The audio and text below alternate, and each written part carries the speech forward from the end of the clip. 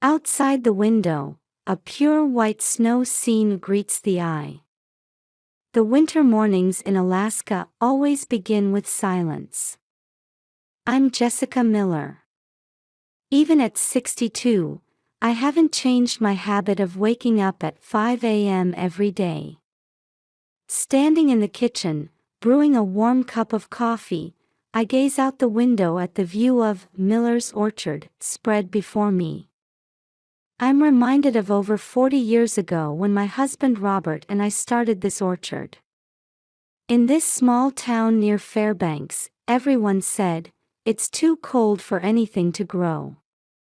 But we didn't give up. After much trial and error, we found apple varieties that could withstand the cold and even succeeded in growing berries. Now, our orchard has become a fixture at the local farmers market, and in summer, it's bustling with tourists. It makes me so happy when everyone tells me how exceptionally sweet our fruit is after surviving the harsh winter. As I'm preparing breakfast, I hear footsteps coming down the stairs. "Good morning, Grandma," comes a cheerful voice. It's my granddaughter Emily. "Good morning, Emily. Did you sleep well?" "Yes. I have something exciting at school today." Emily, 8 years old, is the only daughter of my son Michael and his wife Sarah. They all live together with us in the big house on the orchard. A little while later, my husband Robert comes down. "Good morning, Jess," he smiles at me gently. Even at 65, his smile hasn't changed from 40 years ago. "It's delivery day today, isn't it?" I say. "Yes, I'm heading to Fairbanks Co-op." "I should be back by evening," Robert replies. After breakfast, once Emily has left for school, I put on my rubber boots and head out to the orchard. It's my daily routine to check on the apple trees in the snow. During winter, the trees are dormant, but we can't neglect preparations for spring. Around noon, my son Michael comes to the office. "Mom, I've finished this year's financial report," he says, looking a bit tired. "Thank you, Michael. You're always working so hard." "Yes," he answers vaguely. I've been worried about Michael lately. His relationship with his wife Sarah doesn't seem as good as it used to be. In the afternoon, I attend a gathering of the gardening club at the local community center. "Jessica, you'll teach us how to make apple jam again this year, won't you?" my longtime friend Mary asks me. "Of course. Let's all have fun making it together," I reply, feeling the importance of our community connections. In the evening, we all go to Emily's school event, a winter music concert. Seeing my 8-year-old granddaughter on stage warms my heart. However, I sense a subtle tension between Michael and Sarah sitting next to me, which worries me a little. On the way home, Robert praises Emily, "That was a wonderful performance." We all laugh together, enjoying this simple moment of happiness. But somehow, a small worry lingers in the back of my mind. Will these peaceful days continue? Several weeks have passed since that music concert, and the Alaskan winter has grown even harsher. As I drink my morning coffee and look outside, I see the snow falling heavily. The thermometer reads 10 degrees Fahrenheit. "It's particularly cold today," I mutter to myself while gazing at the orchard through the kitchen window. The snow-covered trees stand silently, as if wrapped in a white blanket. Despite the severe cold, today is my day to pick up Emily from after-school care. I had promised to pick her up at 4 p.m. from the YMCA winter break program. Robert, I'll be picking up Emily today, I call out to my husband. Oh, that's right. Be careful out there, Robert answers. He seems to be organizing some documents in his study. Looking at the clock, I see it's already past 3 p.m. I should get ready, I think to myself, putting on my coat and grabbing the car keys. As I step outside, the cold wind stings my cheeks. I quickly get into the car and try to start the engine. However, when I turn the key, nothing happens. That's odd. I think, trying a few more times, but there's no response. Feeling uneasy, I get out of the car and call out to Robert. Robert, it seems the car battery might be dead. He looks a bit surprised and says, that happens often on days this cold. It's an old car, after all. But I need to pick up Emily, I say, feeling anxious. Robert offers, should I go instead? No, it's all right. Don't you have an appointment to get your watch repaired today? I remind him. Robert is a collector of old pocket watches and had mentioned going to the town watchmaker today. Oh, that's right. I completely forgot, Robert says, lightly tapping his forehead. But if Jess's car isn't working, I'll borrow Michael's car, I suggest. My son is working from home today. I go back inside and knock on Michael's door upstairs. Michael, do you have a moment? What is it, Mom? Michael pokes his head out. The car battery is dead. Can I borrow your car to pick up Emily? Michael seems to think for a moment. Ah, I see. Sure, go ahead, he says, handing me his car keys. Thank you. I'll be back soon, I say as I head down the stairs. When I return to the entrance, Robert is still there. Everything okay? He asks. Yes, I'm going to use Michael's car, I answer. For a moment, I thought I saw Robert's expression cloud over. Was it my imagination? I see. Be careful out there, Robert says. I get into Michael's car and start the engine. It starts up fine, and I feel relieved. I see Robert's figure in the rearview mirror as I drive off. The trip to the YMCA usually takes about 20 minutes. However, with the heavy snow and poor visibility today, I need to drive carefully. On the way, I feel like the car isn't handling as well as usual. Is it just my imagination?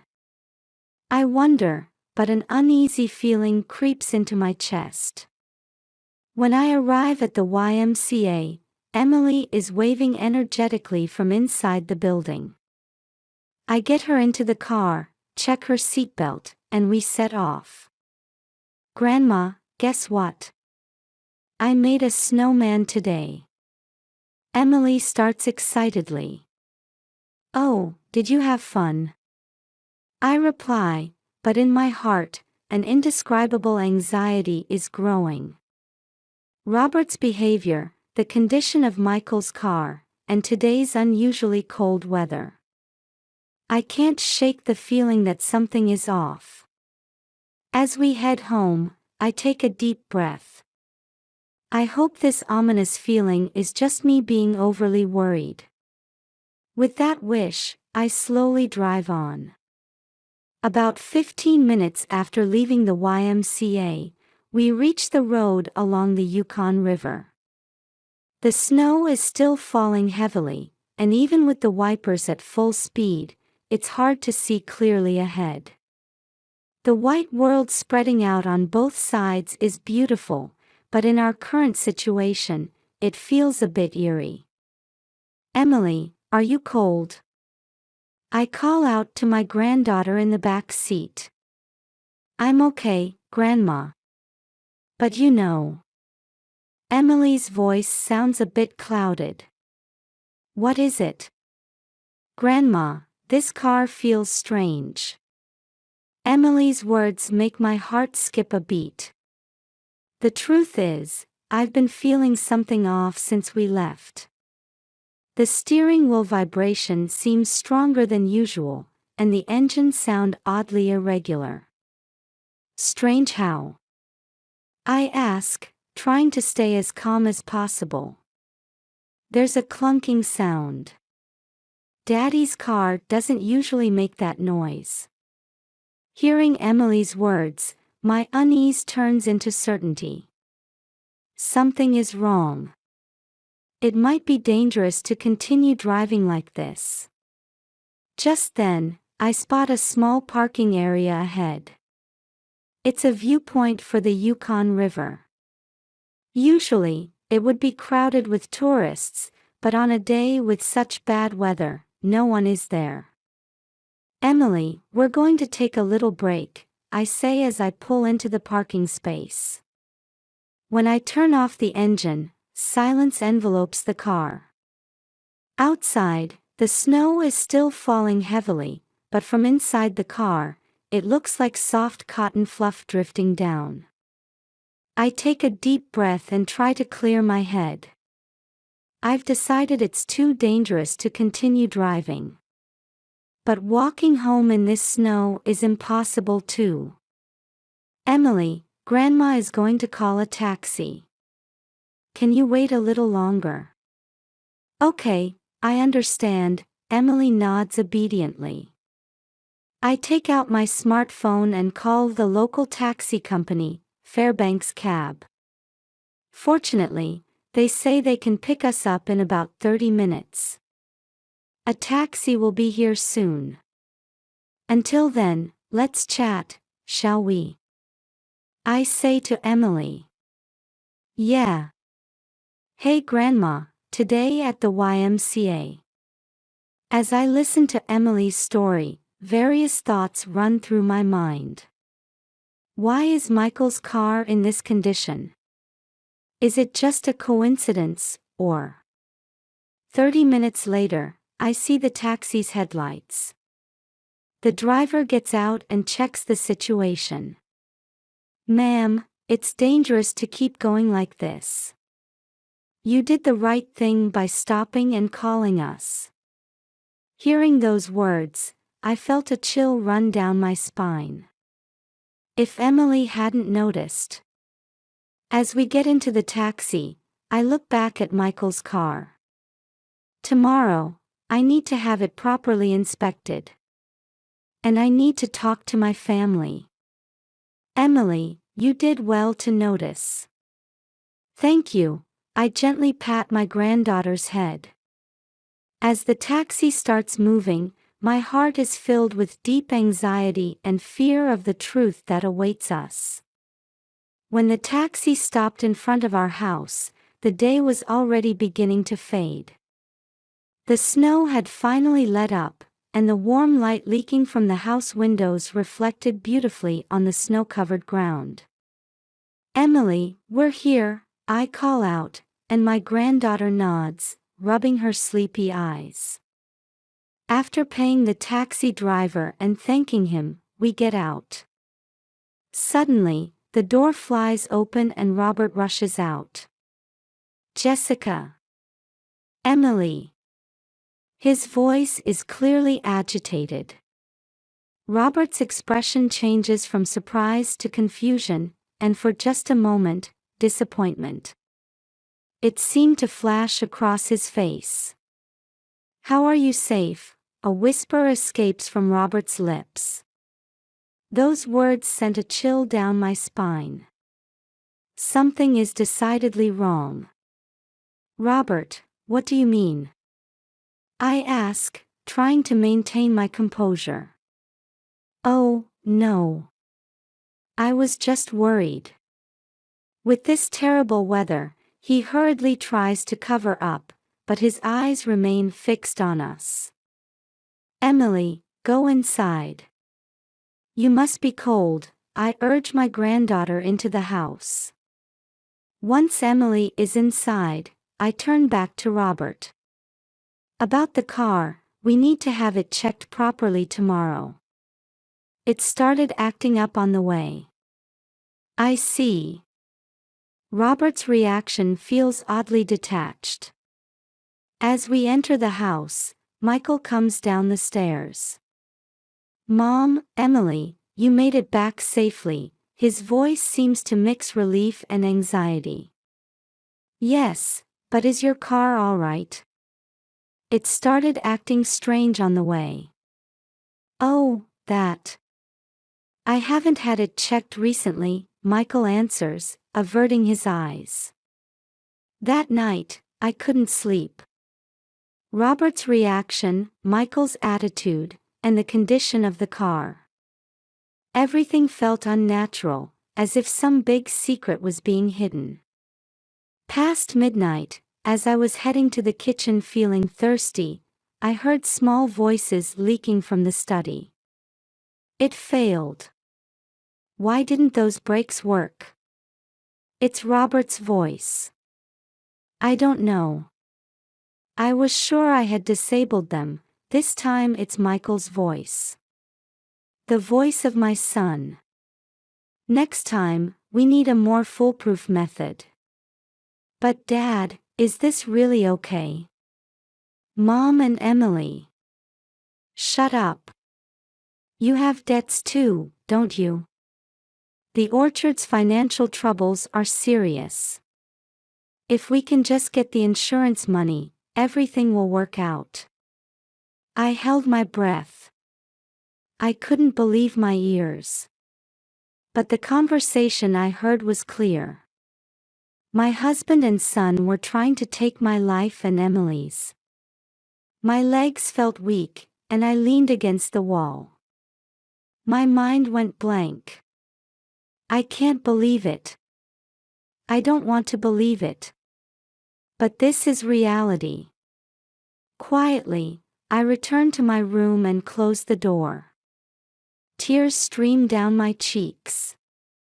My husband of over 40 years, the son I gave birth to. These two were trying to take our lives. Why? The orchard's financial troubles. Debts. I can't even imagine how bad the situation must be. But even so, to try to kill family members.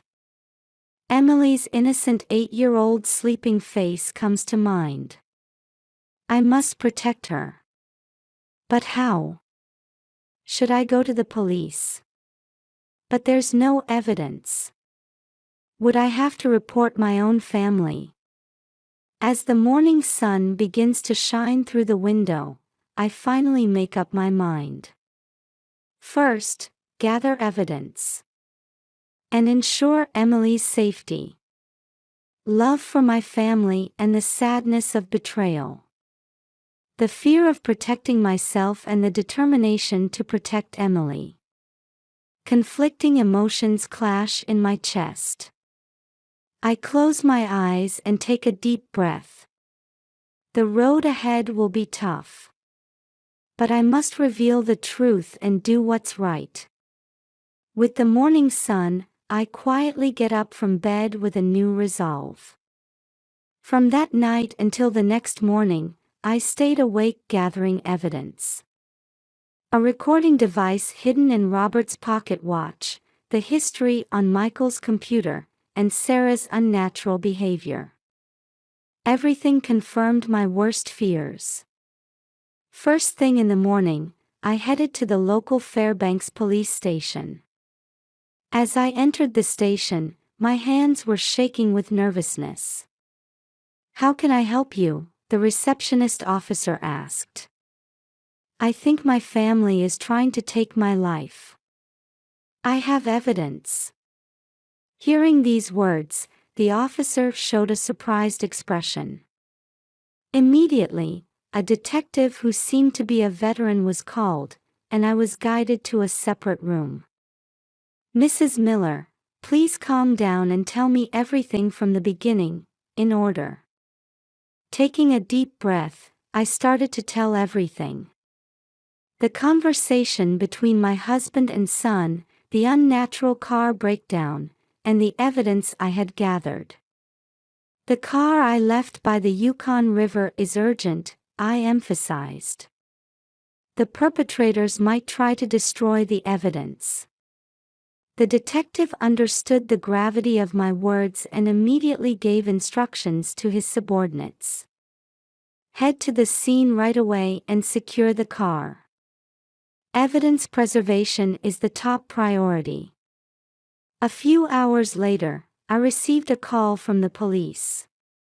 "We've successfully secured the car." As expected, the brakes had been deliberately cut. Hearing this report, the last hope in me vanished.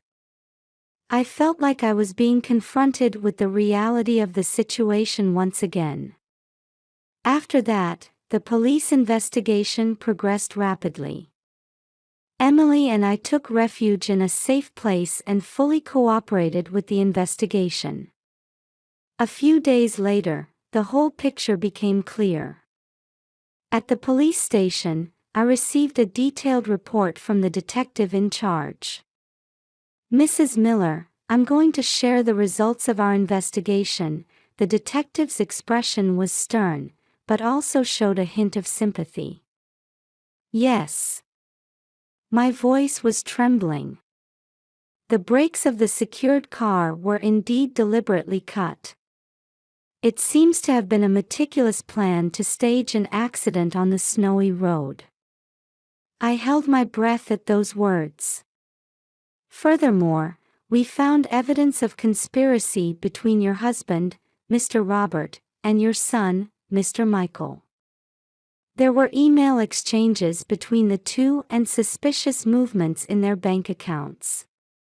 The detective paused for a moment, gauging my reaction. I nodded for him to continue. "Regarding the motive, it seems the orchard's management was in a dire situation. Harvest yields had drastically decreased due to abnormal weather in recent years, leading to substantial debt. Moreover, Mr. Michael had separate debts as well." I had no idea about any of this," I said. "Yes. And it seems they had their eyes on your and your granddaughter's high-value life insurance policies. They probably thought all their problems would be solved if they could get the insurance money." I couldn't hold back my tears. I had worked so hard for my family. Why didn't they come to me for help? And the detective hesitates a bit before continuing. "We've discovered that Mr. Michael's wife, Mrs. Sarah, was also aware of this plan." "Sarah too." My heart was completely shattered. Mrs. Sarah wasn't directly involved, but she knew about the plan and didn't stop it. Rather, it seems she was in agreement with it. After hearing everything, I let out a deep sigh. What happens now?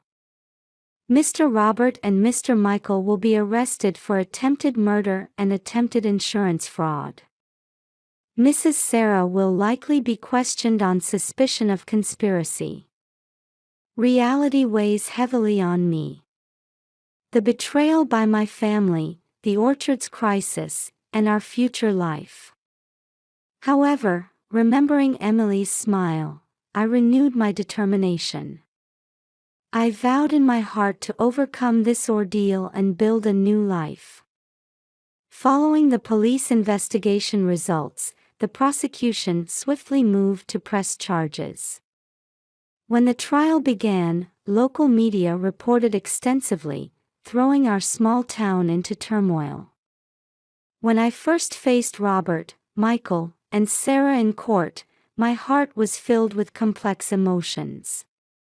Those who were once my beloved family now sat in the defendant's box.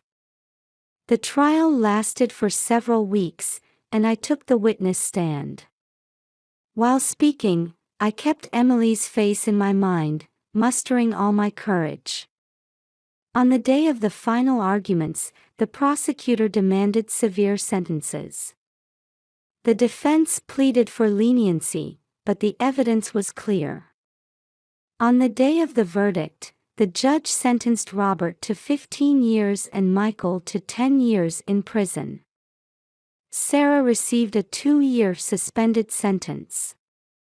After the sentencing, Robert looked at me and said in a faint voice, "Jessica, I'm truly sorry.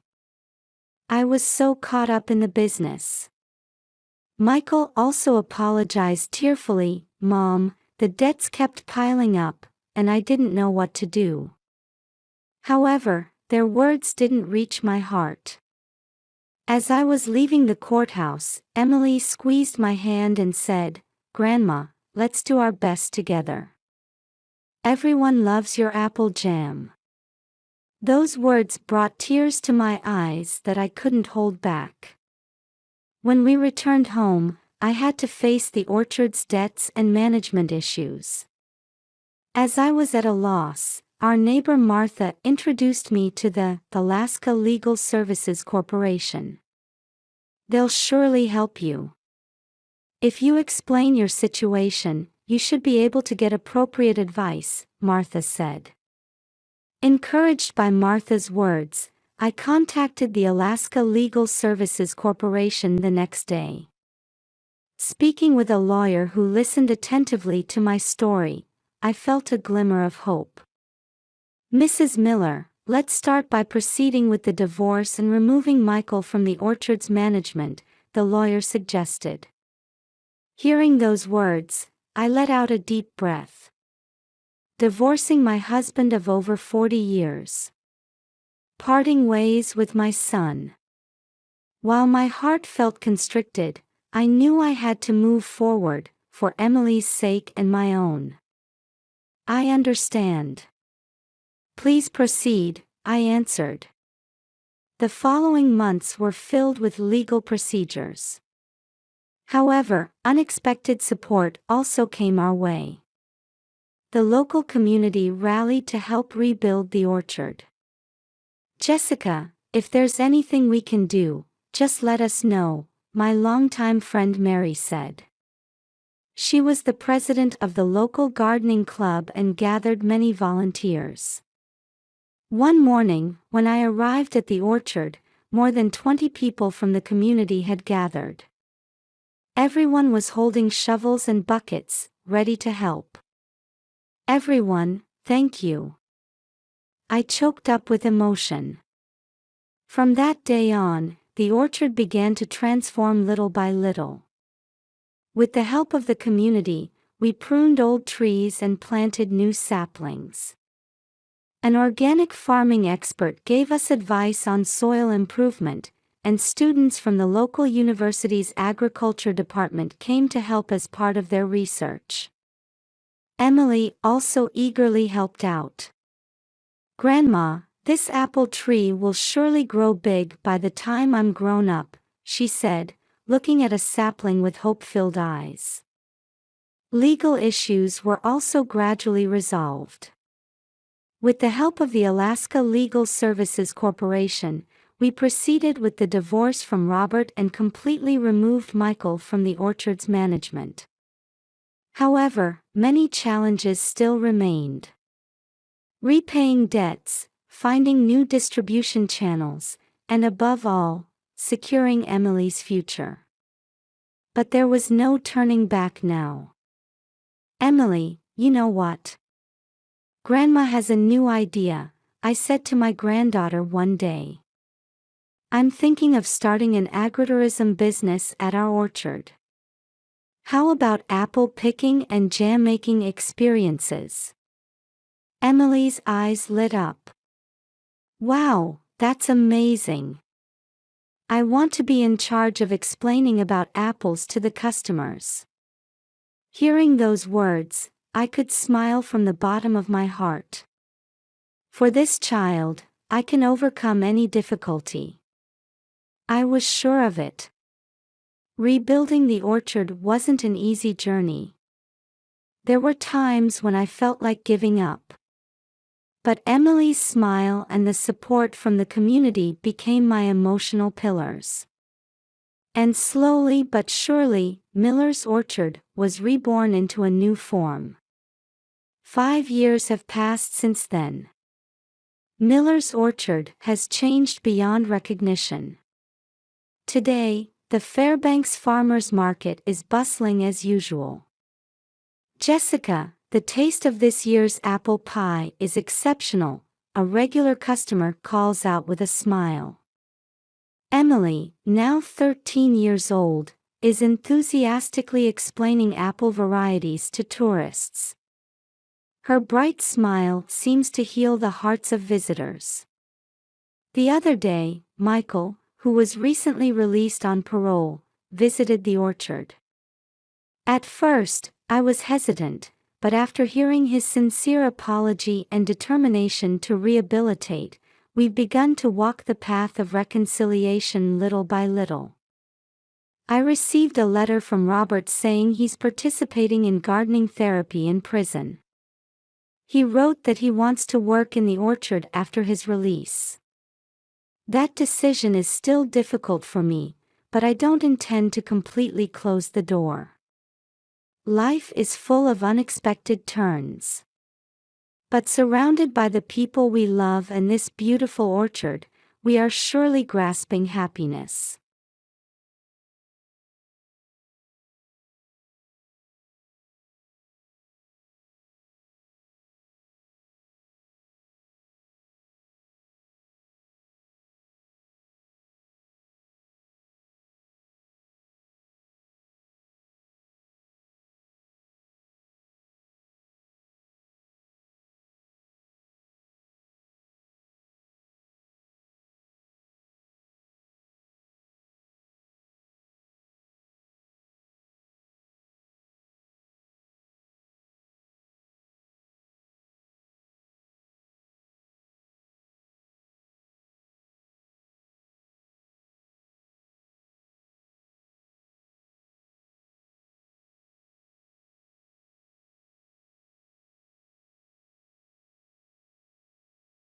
The gentle rays of the morning sun peeked through the window, gently waking me. Glancing at the clock, I saw it wasn't even 6 a.m. yet. The habit of rising early, ingrained from years of teaching, hadn't changed even after retirement. As I slowly rose from bed and opened the window, a refreshing spring breeze caressed my cheeks. "Well, let's do our best today too," I murmured to myself, as if trying to boost my own spirits. My name is Martha Thompson. I'm 62 years old now. I taught English at the local high school for 35 years before retiring 2 years ago. These days, I live with my son Robert, his wife Sarah, and my adorable 5-year-old grandson Jimmy. While preparing breakfast, my thoughts drift to my family. Robert works for a local construction company. He's earnest and hardworking, but lately, he's been looking a bit worn out. Sarah is a kind and thoughtful daughter-in-law. She's a full-time homemaker, dedicated to housework and childcare. And then there's Jimmy. Just seeing that child's smile warms my heart. "Good morning, Grandma." I turned around to find Jimmy still in his pajamas, rubbing his sleepy eyes. "Good morning, Jimmy. You're up early," I said. I picked up my grandson and kissed him on the cheek. The soft scent of his hair reminded me of the youthfulness of my former students. Breakfast time. The sight of my family gathered around the table fills me with happiness. However, lately, I've been sensing something off. The warmth between Robert and Sarah doesn't seem the same as before. After finishing breakfast and seeing Jimmy off to kindergarten, I start tending to the garden. As I care for the flowers, I'm reminded of my former students. Watching them grow was one of the great joys of my life. And now, I'm deeply grateful for the time I get to spend with my beloved family. Finishing up in the garden, I returned to the house to find Sarah lost in thought in the living room. Her expression seemed tinged with sadness, as if she had something weighing on her mind. "Sarah, is everything all right?" I gently called out to her. Sarah looked up, a bit startled, and forced a smile. "Oh, Martha. I'm fine, just thinking about some things." I sat down next to her and gently placed my hand on her shoulder. "You've seemed troubled lately. Would you like to talk about it?" Sarah hesitated for a moment before letting out a deep sigh. "Actually, I'm worried about Robert." Her words sent a wave of anxiety through my chest. "What do you mean?" "Robert's been acting strange lately. I don't know if it's work stress, but he's been coming home late, and when he is home, he seems irritable." There were tears glistening in Sarah's eyes. I squeezed her hand. "I see. Come to think of it, Robert has seemed a bit different lately." Sarah continued, "And it seems to be affecting Jimmy too. Yesterday, Jimmy said, 'Daddy's scary.'" Hearing those words broke my heart. I could feel cracks forming in our precious family. "Sarah, what specific changes have you noticed in Robert?" I asked quietly. Sarah thought for a moment before answering. "He's been taking phone calls in secret, suddenly going out more often. And he's grown cold towards me too." As I listened silently to Sarah's story, I reflected on Robert's recent behavior. Indeed, he had become more taciturn and seemed to be spending less time with the family. "Have you tried talking to Robert about this?" I asked, and Sarah shook her head sadly. "I've tried, but he just says, 'It's just work being busy,' and brushes me off." Our conversation was interrupted by the sound of the front door opening. Jimmy had returned from kindergarten. "Mommy." "Grandma," his cheerful voice rang out. Sarah quickly wiped her eyes and put on a smile. "Welcome home, Jimmy. Did you have fun today?" Jimmy began happily recounting his day at kindergarten, but I noticed a shadow of anxiety in his eyes.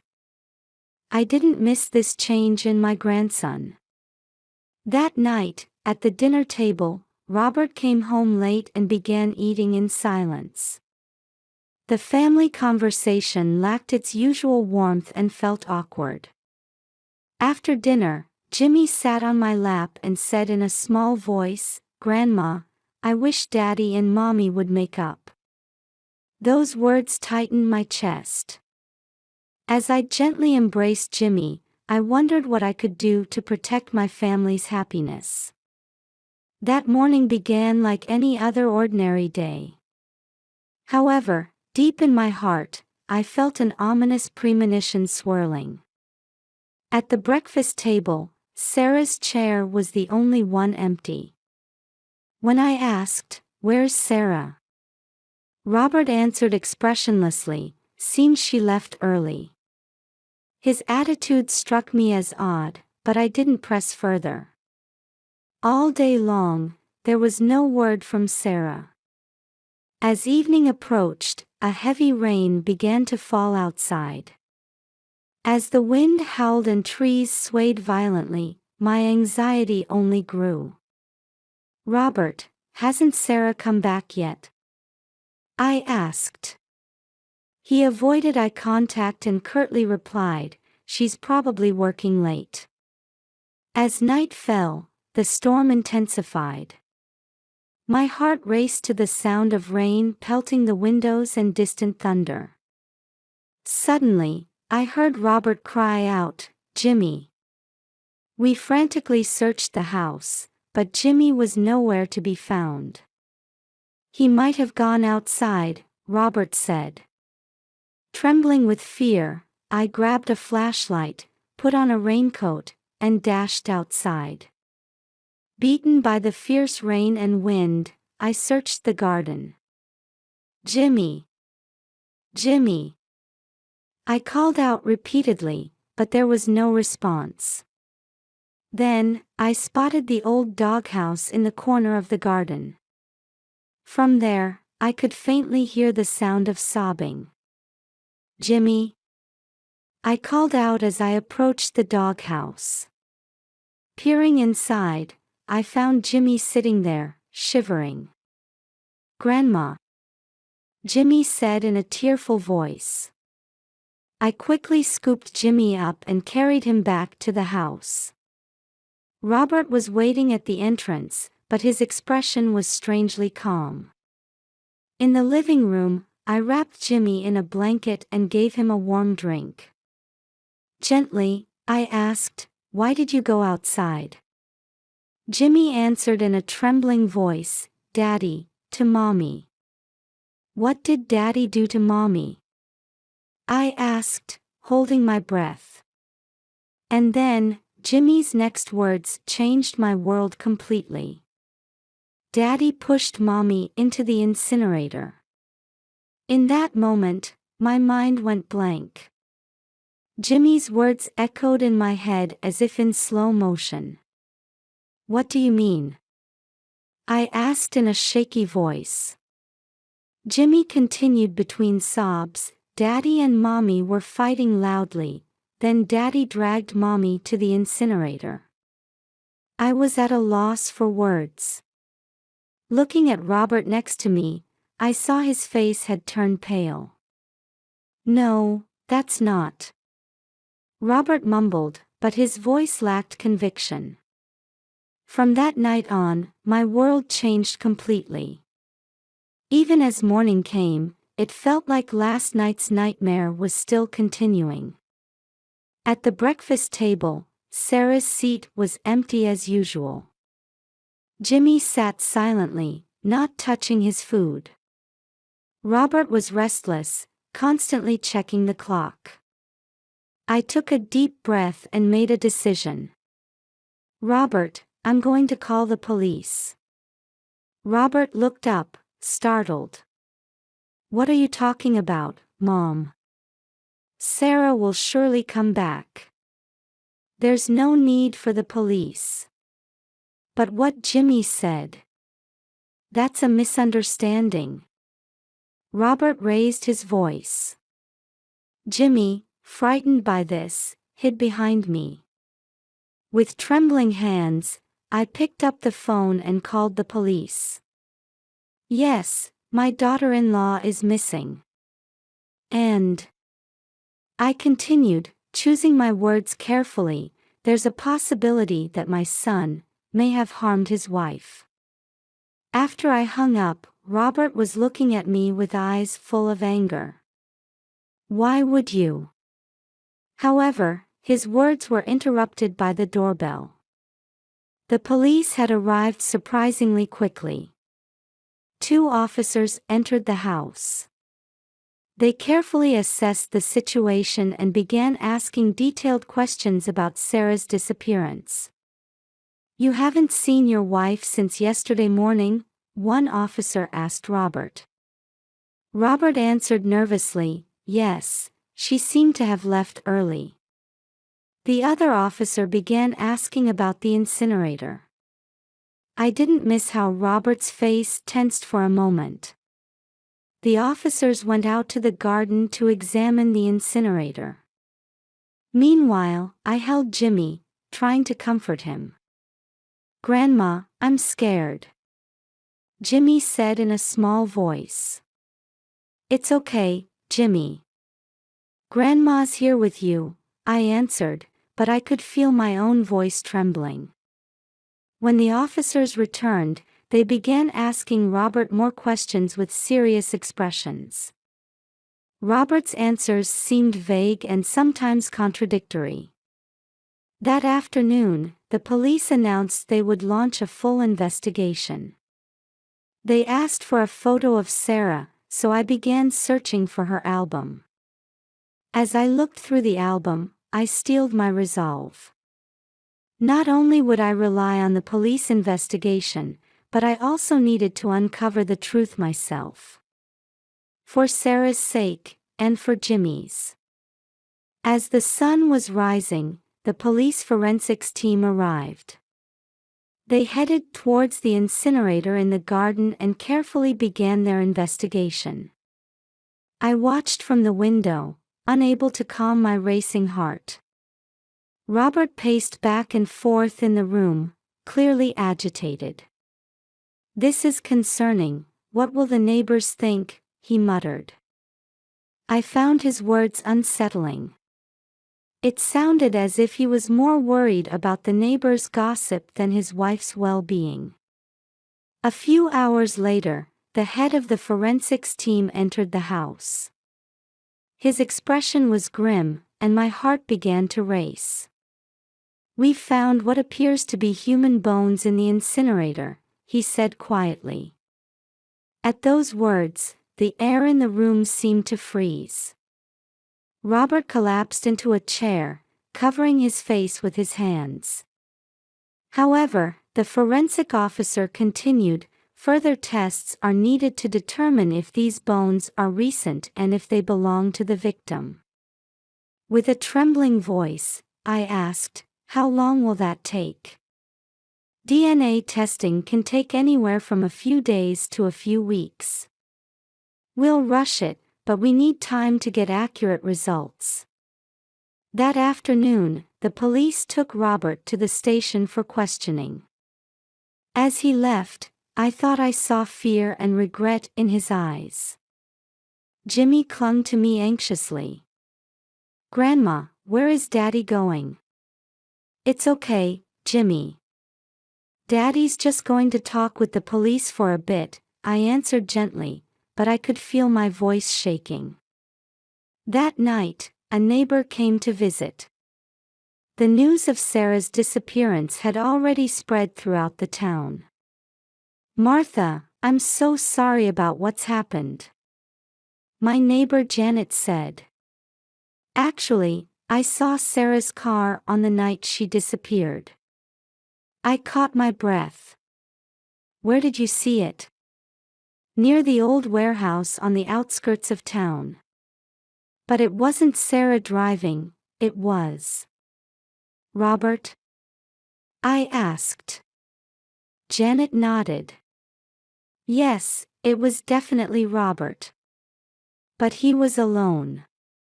This new information left my head spinning. Where was Sarah, and did Robert really?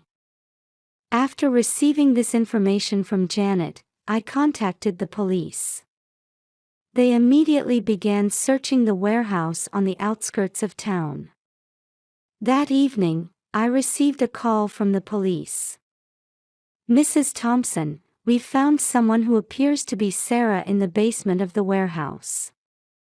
We're in the process of rescuing her now." My heart raced at those words. "Is she alive?" I asked, holding my breath. "Yes, she's conscious but seems to be in a weakened state. We'll transport her to the hospital immediately." I rushed to the hospital. When I arrived, a police officer was waiting for me. "Sarah's condition is stable. However, she seems to have been through quite an ordeal," he explained. When I entered the hospital room, Sarah was lying in bed. She looked thin, pale, and had dark circles under her eyes. But she was alive. That fact alone brought tears to my eyes. "Sarah." I took her hand. Sarah weakly opened her eyes and looked at me. "Martha." Her voice was hoarse. "It's okay, you're safe now," I said gently. After Sarah calmed down a bit, she slowly began to speak. Robert, he locked me in the basement. She choked on her words, and I gently squeezed her hand.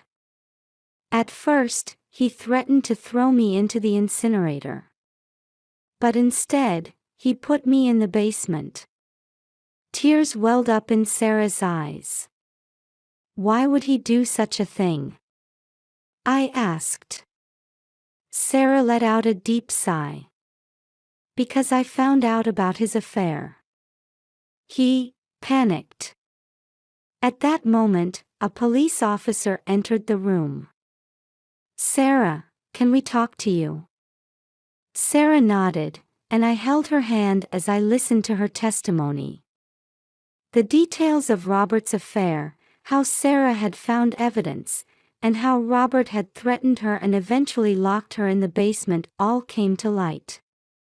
When she finished speaking, the police officer said quietly, Robert has already been arrested.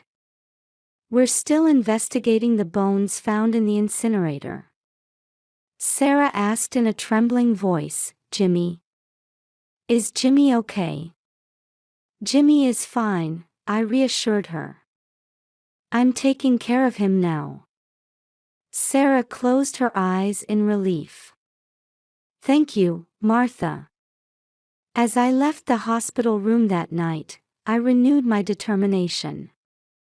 From now on, I would protect Sarah and Jimmy, and walk a new path in life with them. While Sarah was recovering in the hospital, I continued my efforts to uncover the truth. With each visit to her hospital room, Sarah gradually shared more about the terrifying events of those days. I found messages on Robert's phone from an unfamiliar woman, Sarah began in a shaky voice. At first, I wanted to believe it was nothing. But I nodded quietly at her words. So, you confronted Robert. Sarah closed her eyes and took a deep breath. Yes. But he flew into a rage. That was the beginning of it all. From Sarah's testimony, the existence of Robert's mistress came to light. Her name was Carol, a colleague from Robert's workplace. As the police investigation progressed, new facts emerged. Carol had also been reported missing a few weeks earlier. A missing person report was filed for Carol, the detective in charge informed me. The timing of her disappearance is close to when Sarah was confined. This information weighed even heavier on my heart. What had Robert done? And the bones found in the incinerator. I decided to gather information from the local community as well. I visited the town library and the cafe Sarah frequented, talking to people. Mary, the librarian, had some interesting information. Just before Sarah disappeared, I saw her having a heated argument with a woman named Carol, Mary said. They were both upset, and I remember Carol shouting, "Stay away from him." Jennifer, a waitress at the cafe, also provided crucial testimony. That day, I saw Robert with Carol. They seemed very intimate. As I gathered this information, the outline of the incident gradually became clearer in my mind. However, big questions remained. Where was Carol? And did Robert really? Every night, I compiled this information in my notebook, forming as many hypotheses as possible. As sleepless nights continued, I vowed not to give up until I reached the truth. For Jimmy's sake, for Sarah's sake, and for our entire family, I had to uncover the truth. That thought kept me going. The truth came to light just before Robert's trial was set to begin. After consulting with his lawyer, Robert decided to confess to all his crimes. I listened to Robert's confession at the police station. His face was haggard, and the light had gone from his eyes. "Mom, I'll tell you everything," Robert said in a thin voice. Robert and Carol's relationship had begun about a year ago. It started with casual conversations and eventually deepened into a serious affair. Things with Sarah had cooled off. "Carol understood me," Robert explained. "But it was a mistake." The situation took a drastic turn the night Sarah discovered the affair. Sarah confronted Robert and demanded a separation. Panicking, Robert threatened Sarah and locked her in the basement. I wanted time. Time to think," Robert continued in a trembling voice. But the most shocking truth was yet to come. Robert began to speak painfully about Carol's disappearance. That night, Carol came to the house. She said she wanted to talk about Sarah. Robert's eyes filled with tears. "But we argued." Robert and Carol's argument escalated, and he accidentally pushed her down the stairs. "Carol," she stopped moving.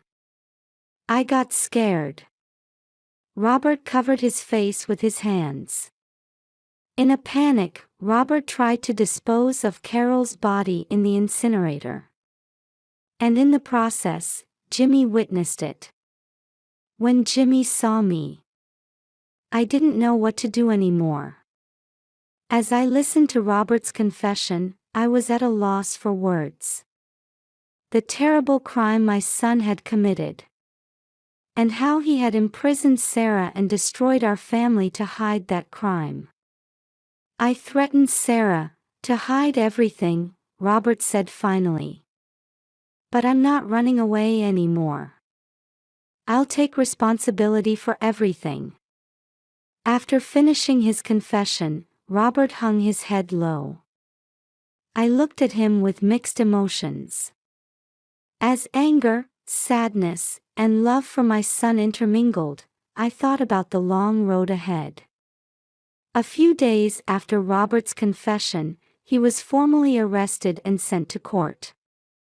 I watched from in front of the police station as Robert, now in handcuffs, got into the police vehicle. His back was hunched, and there was no trace left of my once proud son.